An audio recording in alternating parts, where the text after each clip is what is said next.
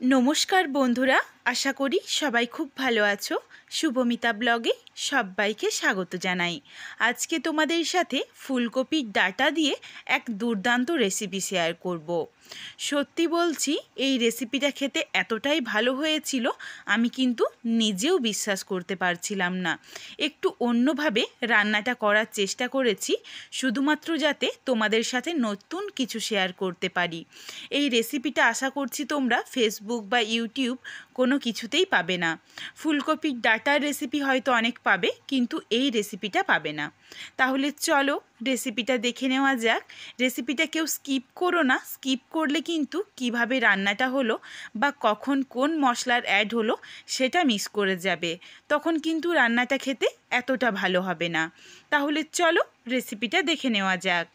এখানে আমি প্রথমেই ফুলকপির ডাঁটাগুলোকে সরু সরু করে কেটে নিয়েছি, আর মাঝের যে মোটা অংশটা সেটা কিন্তু ওপরের মোটা খোসাটা ফেলে দিয়ে ভেতরের নরম শাঁসটুকু সরু সরু করে কেটে নিচ্ছি। ঠিক সেমভাবেই পুরো ফুলকপির ডাঁটাটাকে কেটে ফেরত আসছি। এখানে দেখো, আমি পুরো ফুলকপির ডাঁটাটা একটু সরু সরু আর লম্বাভাবে কেটে নিয়েছি। ফুলকপির ডাঁটাটা ধুয়ে পরিষ্কার করে নিচ্ছি। একটা কড়াই বসিয়ে দিয়েছি, কড়াইয়ের মধ্যে কিছুটা পরিমাণে জল গরম করতে দিয়েছি। জলটা গরম হয়ে গেছে, তাতে দিয়ে দিলাম স্বাদ অনুযায়ী লবণ আর পরিষ্কার করে রাখা ফুলকপির ডাঁটা। এরপর ডাঁটাগুলোকে একটু ভাপিয়ে নেব, যাতে ডাঁটাগুলো প্রায় 70-80% মতো সেদ্ধ হয়ে যায়। কিছু সবজি কেটে ধুয়ে পরিষ্কার করে নিয়েছি। এখানে রয়েছে আলু, কাঁচকলা, উচ্ছে, বেগুন। প্রত্যেক কটা সবজিকেই দেখো লম্বা লম্বা একটু মোটাভাবে কেটে নিয়েছি। আর উচ্ছের পুরো বীজটাকেই ফেলে দিয়েছি। তবে তোমরা এখানে উচ্ছের পরিবর্তে করলা ব্যবহার করতে পারো, বা তোমাদের পছন্দ মতো শিম বা ফুলকপি আরও কিছু সবজিও অ্যাড করতে পারো। এই রান্নাটা কিন্তু অনেকটা শুক্তোর মতো খেতে হবে। এদিকে দেখো, ফুলকপির ডাঁটাটা সেদ্ধ হয়ে গেছে, তোমাদের একটু আমি চেপে দেখিয়ে দিই। সুন্দরভাবে দেখো, প্রায় 80% মতো সেদ্ধ হয়ে গেছে। এরপর ফুলকপির ডাঁটা ভাপানোর জলটা ফেলে দিয়েছি, শুধুমাত্র ডাঁটাগুলোকে তুলে রেখেছি। একটা কড়াই বসিয়ে কড়াই ভালোভাবে গরম হয়ে গেছে, দিয়ে দিলাম 2টো শুকনো লঙ্কা। তবে ঝালটা তোমরা তোমাদের পছন্দ মতো বাড়িয়ে বা কমিয়ে নিতে পারো।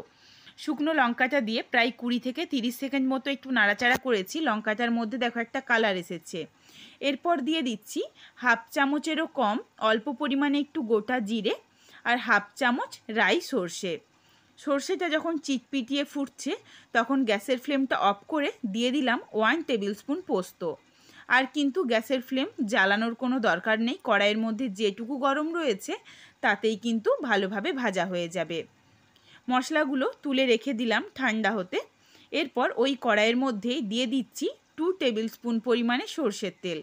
তেল ভালোভাবে গরম হয়ে গেছে, কিছুটা পরিমাণে ডালের বড়ি দিয়ে বড়িগুলোকে নাড়াচাড়া করে লালচে রং ধরিয়ে তুলে রাখবো।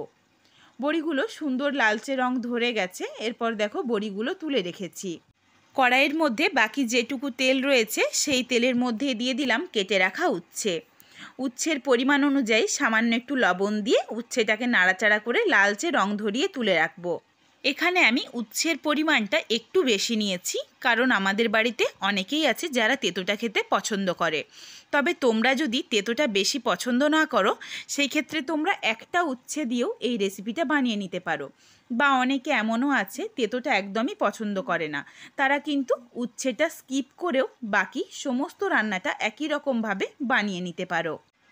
উচ্ছেটা ভেজে তুলে নিয়ে ওই কড়াইয়ের মধ্যে দিয়ে দিলাম 2 চামচ পরিমাণে সর্ষের তেল।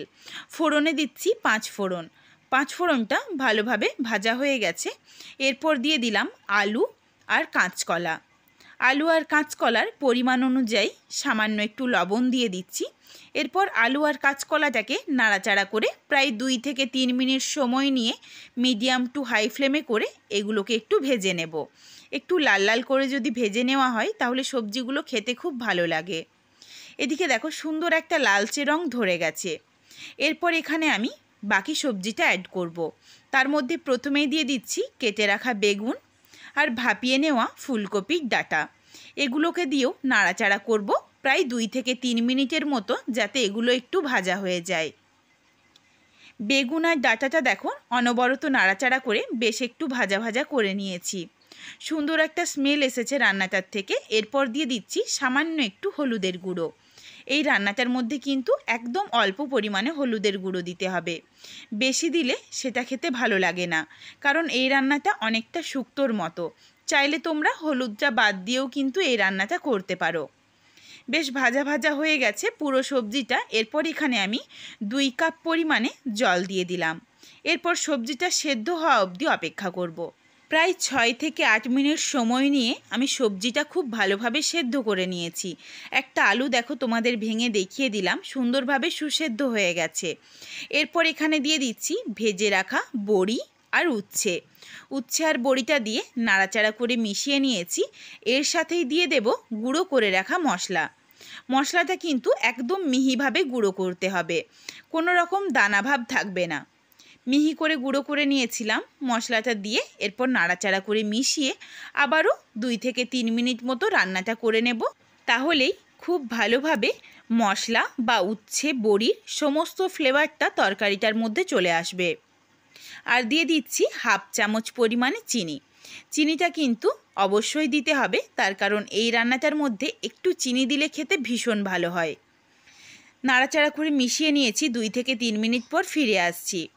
ঠিক 2 থেকে 3 মিনিট পর দেখো ফিরে এসেছি। তরকারিটা একদম মাখো মাখো হয়ে গেছে আর দুর্দান্ত একটা কালারও এসেছে কিন্তু রান্নাটার মধ্যে। এই রেসিপিটা চাইলে তোমরা একদম শুকনো শুকনো বা অল্প একটু মাখো মাখোও রাখতে পারো, গা মাখা তরকারিও বানাতে পারো। তবে এখানে আমি একদম শুকনো শুকনো বানিয়েছি। এটাই খেতে এতটা ভালো হয়েছে, এই জন্য আমার মনে হলো এই তরকারিটা কিন্তু গা মাখা করলেও খেতে ভালো হয়। তোমরা চাইলে তোমাদের পছন্দ মতো যে কোনো একটা করে নিও।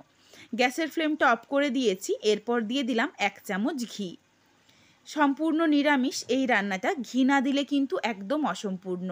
আমি এই রেসিপিটার নাম দিচ্ছি ফুলকপির ডাঁটা শুক্তো।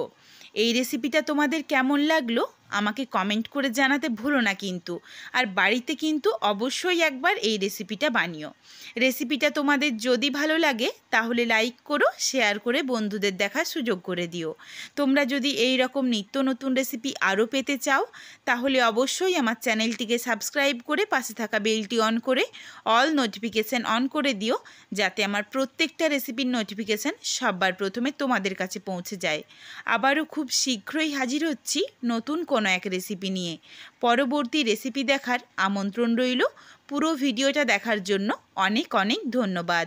তাহলে আজকে আসি, সবাই ভালো থেকো, সুস্থ থেকো।